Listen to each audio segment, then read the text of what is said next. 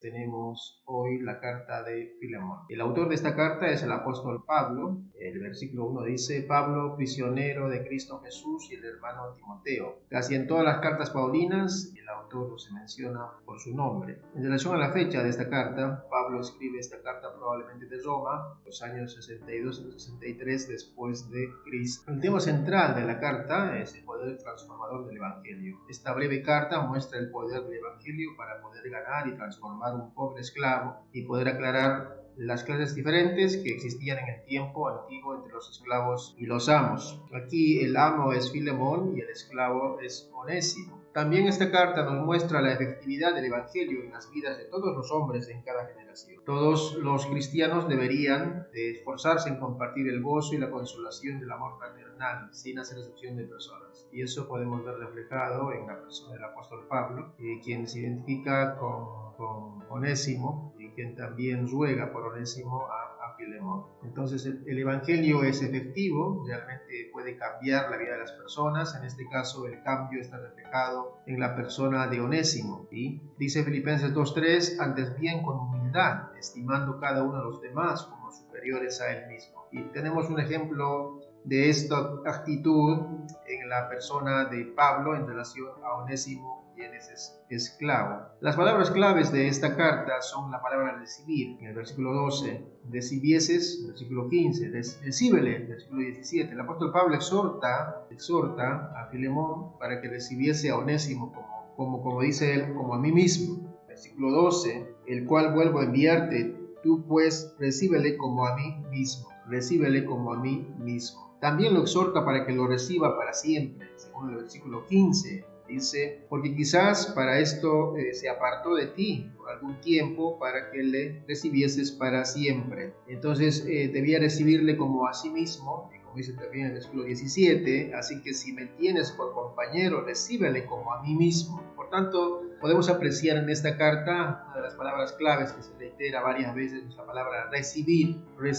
Y Filemón debía recibir a Onésimo. Y también otra palabra que aparece aquí es la palabra hermano. En el versículo 16 dice: ya no como esclavo, sino como más que esclavo, como hermano amado mayormente para mí, pero cuanto más para ti, tanto en la carne como en el Señor. Entonces, Filemón debía recibir como un hermano en Cristo a Onésimo. Los versos claves de esta carta son el verso 9, donde dice: más bien te ruego por amor, siendo como soy, Pablo ya anciano y ahora además prisionero de Jesucristo. Los versículos 15 y 17 dicen: porque quizás para esto se apartó de ti por algún tiempo, para que le recibieses para siempre, no ya como esclavo, sino como más que esclavo, como hermano amado mayormente para mí, pero cuanto más para ti, tanto en la carne como en el Señor. Versículo 21, te he escrito confiando en tu obediencia, sabiendo que harás aún más de lo que te digo. Y Pablo tenía esa confianza en relación a Filemón, quien era alguien que tenía una amistad profunda con él. De Filemón podemos decir que probablemente fue un convertido de Pablo, que vivía en Colosas, era un dueño de un esclavo. Por lo menos aquí se menciona a uno, que sería Onésimo, y Pablo no se dirige a Filemón con la autoridad de un apóstol, sino más bien como un amigo, como un hermano en Cristo. Un esclavo de Filemón. Onésimo era un esclavo de Filemón. Onésimo huyó posiblemente por algún dinero que robó de Filemón,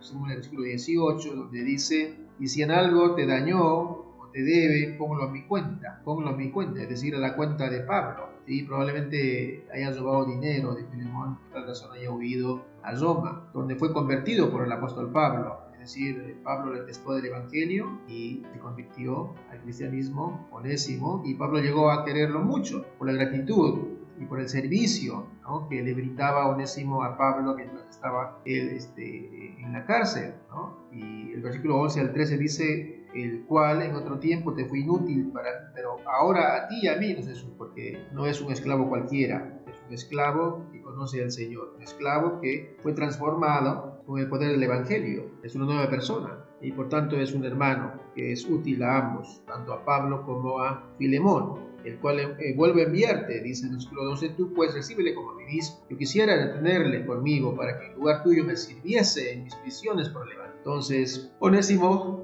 era un esclavo legal de Filemón. Pablo no pensó tener derecho de quedarse con él, sino más bien lo animó para que regresara a su amo, porque ya que pertenecía a Filemón. Esa convicción fue el motivo de esta carta. Onésimo regresó hacia Filemón, acompañado por Tíquico, quien llevó la carta a la iglesia de Colosas. Pablo apeló a Filemón de parte de Onésimo, es decir, habló por Onésimo, recomendándole para toda la congregación. Y el versículo 4, versículo 9 de Colosenses dice eso también, que dice que era un amado y fiel hermano. Y el nombre de Onésimo significa útil o provechoso. Qué interesante su nombre, ¿verdad? El nombre Onésimo significa útil o provechoso. Ahora, entre los nombres que aparecen en esta carta está el nombre de Filemón, cuyo significado es el que busca, de Onésimo, útil o provechoso, el de Aristarco, por príncipe, Demas, significa popular, Lucas, luminoso, Marcos, amable, brilloso, Epafras, cubierto con espuma, Apia, hablar, soplar, Arquipo, domador de caballos. La ocasión y contenido de la carta. Esta carta contiene 334 palabras, texto griego, la más breve de todas las epístolas del apóstol Pablo, Filemón. Esta es la única epístola privada que tenemos del apóstol Pablo. Varios tributos hablan del carácter de nobles de esta epístola. Por ejemplo, dice: sobrepasa la sabiduría de este mundo, brilla como una perla exquisita de la pureza de las riquezas del Nuevo Testamento. El espíritu más noble del cristiano, un patrón de tacto, sentimiento y gracia, un modelo de una verdadera cortesía cristiana. Son cosas que se han dicho de la carta de Filemón. Entonces es más fácil aprender acerca del carácter verdadero de una persona por medio de una carta privada en vez de una carta pública. En este caso, esta carta de Filemón es una carta privada, donde podemos aprender bastante del verdadero carácter del apóstol Pablo. En Filemón podemos observar su consistencia de carácter. Esta epístola ha sido catalogada como la epístola de cortesía, Es decir, en esta epístola Pablo es cortés, es amoroso, es humilde, es santo y sin egoísmo. Un ejemplo digno de imitar, como él mismo dijo a los Corintios, en 1 Corintios 11:1, sed imitadores de mí, así como yo de Cristo. En este caso, en el estudio de esta carta se ve reflejado el carácter de Pablo, su cortesía, su amor, su humildad, su santidad, y también él no era una persona egoísta, lo cual podemos aprender de él. Si hacemos un bosquejo de Filemón, podemos ver el saludo, los versículos 1 al 3, el carácter de Filemón es alabado, los versículos 4 al 7, la intercesión por Onésimo, los versículos 8 al 21, y la salutación y conclusión final, los versículos 22 al 25. Y aquí tenemos un ejemplo de tacto y sabiduría. Especialmente eso está reflejado en la persona de Pablo, ¿sí? Una persona con tacto. Pablo toca el corazón de Filemón, mencionando que él era un prisionero. El versículo 1 dice: Pablo, prisionero de Jesucristo, y el hermano Timoteo, al amado Filemón, colaborador nuestro. Pablo es prisionero de Jesucristo. El versículo 9 dice: más bien te ruego por amor, siendo como soy, Pablo, yo ya anciano y ahora además prisionero de Jesucristo. Es decir, él está en la cárcel por causa de Cristo, y él se siente prisionero de Jesucristo, y él se veía a sí mismo como un esclavo al servicio a su Señor. Entonces Pablo reconoce la excelencia también de Filemón, haciéndolo difícil para él no perdonar a Onésimo, y lo dice de esta forma, el versículo 4 al 7, doy gracias a mi Dios, haciendo siempre memoria de ti en mis oraciones, porque oigo del amor y de la fe que tienes hacia el Señor Jesús, y para con todos los santos, para que la participación de tu fe sea eficaz en el conocimiento de todo el bien que está en vosotros por Cristo Jesús, pues tenemos gran gozo y consolación en tu amor, porque por ti, oh hermano, han sido confortados los corazones de los santos. Es decir, por la persona de Filemón. Aquí se habla de Filemón, la excelencia de Filemón. Era un buen hermano, y bueno, como era tan excelente cristiano, también pues debía ser excelente. Y Pablo rehúsa ordenar con su autoridad apostólica, más bien pide su petición como un amigo. Eso dice el versículo 8 y 9, por lo cual, aunque tengo mucha libertad en Cristo para mandarte lo que conviene, más bien te ruego por amor, siendo como soy, Pablo, yo ya anciano y ahora además prisionero de Cristo. Entonces Pablo hace su petición como a un amigo, no tanto como un apóstol. El versículo 20 dice: sí, hermano, tenga yo algún provecho de ti en el Señor, conforta mi corazón en el Señor. Es decir, recibiendo a Onésimo, ¿verdad? Y Pablo suplica, ¿sí?, refiriéndose a Onésimo como mi hijo. El versículo 10 dice: te ruego por mi hijo Onésimo, quien engendré en mis prisiones. No era su hijo biológico, sino era su hijo espiritual, a quien había guiado a los pies de Cristo, y ruega por él, que se encuentra en una situación difícil, ¿no?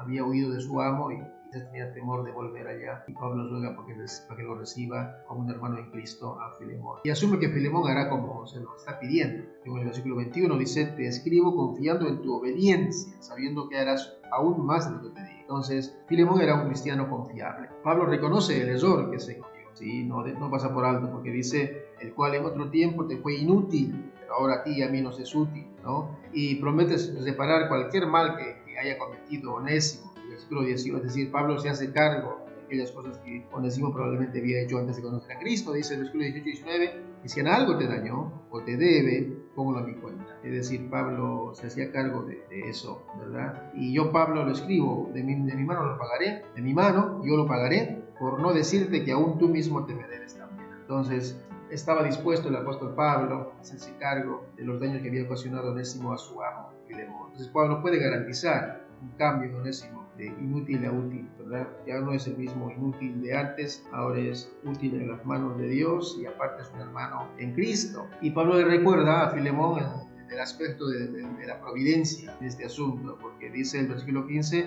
que quizás para esto se apartó de ti por algún tiempo para que le recibieses para siempre. Bueno, todo esto va en la providencia de Dios, ¿verdad? Dentro de la voluntad de Dios, dentro de los planes de Dios, que Onésimo llegara a Roma y conociera el Evangelio, que también volviera otra vez a la casa de Filemón. Ahora, Pablo menciona su esperanza de ser libre, de poder ver a Filemón. No había perdido esa esperanza, Pablo. El versículo 22 dice: prepárame también alojamiento, porque espero que por vuestras oraciones os seré concedido. Y bueno, mucha gente oraba por Pablo, ¿sí? Más él quizás no fue realmente libre, sino que murió, dice la tradición, decapitado bajo el gobierno de Nerón, el emperador Nerón, en el año 65 probablemente. Sí, pero él ansiaba la libertad, tenía la esperanza de ser libre y poder ver a Filemón otra vez. ¿Y cómo puede Filemón ver a Pablo si no cumple con la petición que él está haciendo, ¿no? Por tanto, Filemón debía recibir a Onésimo como un hermano en Cristo. Entre las lecciones prácticas de esta carta podemos tener varias. Por ejemplo, el cristiano es un prisionero voluntario de Cristo Jesús, ¿no? Nadie fue obligado, ¿sí?, a poder poner su fe en Jesucristo, creer en Jesucristo, no es completamente voluntario. La gracia de Dios es una oferta para todas las personas, pero la Biblia dice para todo aquel que cree, ¿sí? Entonces, dice el versículo más conocido de la Escritura, San Juan 16, porque de tal manera amó Dios al mundo que ha dado a su Hijo unigénito para que todo aquel que cree no se pierda, mas tenga vida. Entonces, el Evangelio es para los que creen y para los que no creen, ¿sí? La oferta de la gracia de Dios es para todas las personas. Sin embargo, solamente los que creen son adoptados como hijos de Dios y no aquellos que rechazan a Jesucristo. Entonces, el cristiano es un prisionero voluntario de Cristo, ¿no?, que vive sometido a la voluntad de su Señor y al servicio de su Señor. En el versículo 1, Pablo dice: Pablo, prisionero de Jesucristo, y el hermano Timoteo y el amado Filemón, colaborador nuestro. Una segunda lección: en aquellos tiempos la iglesia se reunía en las casas. Dice el versículo 2: la amada hermana Apia y a Arquipo, nuestro compañero de milicias, y a la iglesia que está en casa. Entonces, hoy por la pandemia también las iglesias han vuelto a las casas, ¿no? No están en los templos, ¿verdad? Y al principio también era así, fue así, ¿no? La iglesia se reunía en las casas. Eso nos cuenta también el libro de Hechos, ¿sí? Una tercera lección: el cristiano se encuentra en una milicia, es un soldado de Cristo. Primera Timoteo 2 nos dice, el apóstol Pablo escribe y dice: Timoteo sufre penalidades como buen soldado de Jesucristo. Y usa también aquí la palabra milicia, ¿no? Dice: y a la amada Apia y a Arquipo, nuestro compañero de milicia en la iglesia que está en tu casa, ¿no? Compañero de milicia. Entonces, el cristiano para Pablo es un soldado de Cristo, ¿no? Y también, otra lección: la gracia y la paz provienen de Dios nuestro Padre y de Jesús. Según el versículo 3 dice: gracia y paz de vosotros, de Dios vuestro Padre y del Señor Jesucristo. Entonces, la gracia y la paz provienen de Dios. Otra lección importante: el cristiano debe de acordarse de otros en sus oraciones personales. Muy importante es. El versículo 4 dice: doy gracias a mi Dios haciendo siempre memoria de ti en mis oraciones. Y Pablo solía orar por los creyentes, los hermanos en Cristo, ¿sí? Entonces, los cristianos debemos amar a Dios y también debemos orar por otros en nuestras oraciones personales. Es muy importante que podamos orar los unos por los otros. Otra lección muy importante en esta carta es: los cristianos deben de amar a Dios y a los santos. El versículo 5 dice: porque oigo del amor y de la fe que tienes hacia el Señor Jesús y para con todos los santos. Y aquí se habla de Filemón, ¿verdad? Filemón era un hombre que amaba a Dios y también amaba a sus hermanos, ¿sí? Tenía amor. Y este es el mandamiento más importante de la Escritura, el mandamiento amar a Dios y amar al prójimo. No hay otro mandamiento más importante en la Biblia que ese mandamiento, de amar a Dios y al prójimo, ¿sí?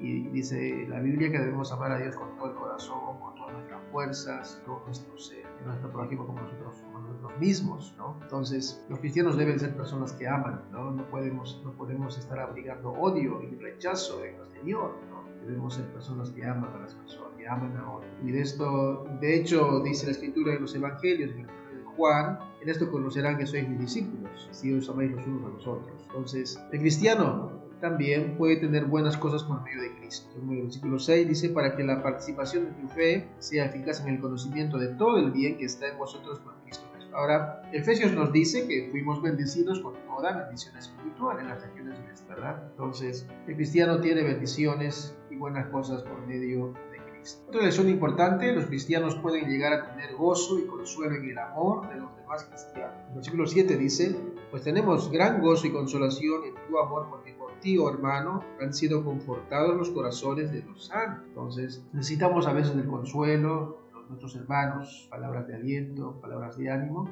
¿no? Entonces, la Biblia nos dice también que debemos servirnos los unos a los otros, ¿verdad? Pablo es un ejemplo en cuanto a cómo se deben de pedir las cosas. Los versículos 8 y 9 dice, por lo cual, aunque tengo mucha libertad en Cristo para mandarte lo que conviene, más bien te ruego por amor siendo como soy, Pablo ya anciano y ahora además prisionero de Jesucristo, ¿no? Por tanto, hay un ejemplo aquí de cómo se deben pedir las cosas, ¿verdad? Como a un amigo, de buena manera. También tenemos ahí otra lección en el versículo 9. Pablo, aunque anciano, servía a Jesús. Dice el versículo 9, más bien te ruego por amor, siendo yo como soy, Pablo ya anciano. Es decir, anciano no como un título, sino anciano de edad, ¿sí? Entonces, a pesar de nosotros estar en la tercera edad, podemos seguir sirviendo al Señor, ¿verdad? Los últimos días de nuestra vida. El cristiano debe de interceder por sus hermanos en Cristo. En el versículo 10 al 13 dice, te ruego por mí, hijo Onésimo, a quien engendré mis prisiones, el cual en otro tiempo te fui inútil, pero ahora a ti y a mí nos es útil, y el cual vuelvo a enviarte. Tú pues recíbele como a mí mismo, ¿no? Entonces el cristiano debe de interceder por sus hermanos en Cristo. El cristiano no debe de hacer cosas sin consentimiento de la persona con la cual está tratando. Porque el versículo 14 dice, pero nada quise hacer sin tu consentimiento, para que tu favor no fuese como de necesidad, sino voluntario. Y Pablo lo que hizo, lo hizo con el consentimiento de Filemón, ¿sí? Esta petición que hace de que reciba a Onésimo, no lo hizo sin su consentimiento, ¿sí?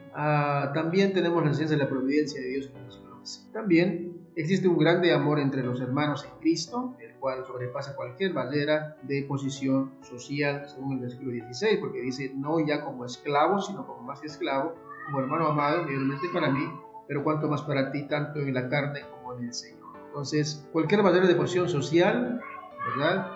Que era fuera de lugar, ¿sí? Y debemos tratarnos como hermanos en Cristo, no importando cuál sea nuestra clase social, cuál sea nuestra posición social. Y también el buen uso del trato, del tacto para tratar con otros. Y Pablo tenía buen tacto para tratar con Filemón. Los cristianos deben de hacer más de lo que se les pide. En el versículo 21 dice, te escribo confiando en tu obediencia, sabiendo que harás más de lo que no hagamos solamente lo que nos piden, sino más allá de lo que nos piden. La oración tiene poder. Eso dice el versículo 22, en vuestras oraciones os seré concedido. Pablo pensaba quedar en libertad. Hemos terminado con las aplicaciones de esta carta. Que Dios nos bendiga.